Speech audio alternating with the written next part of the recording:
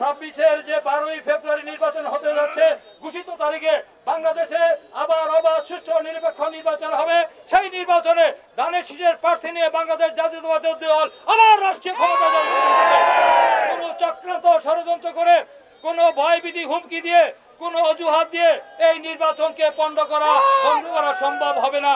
বিএনপির অনেক অন্যায়, অত্যাচার, নিপীড়ন, নির্যাতনের মধ্য দিয়ে আজকে এই বাংলাদেশে সকল স্বৈরাচারের বিরুদ্ধে, সকল অন্যায়ের বিরুদ্ধে লড়াই করার কারণে বাংলাদেশের মানুষের হৃদয়ের মণিকোঠায় ঠাঁই নিয়েছে বাংলাদেশ জাতীয়তাবাদী দল। শহীদ জিয়া, খালেদা জিয়া, তারেক রহমান, ধানের শীষ। তাই এই দিন, আগামী দিনে এই ধানের শীষের বিজয় হবে। এই ধানের শীষের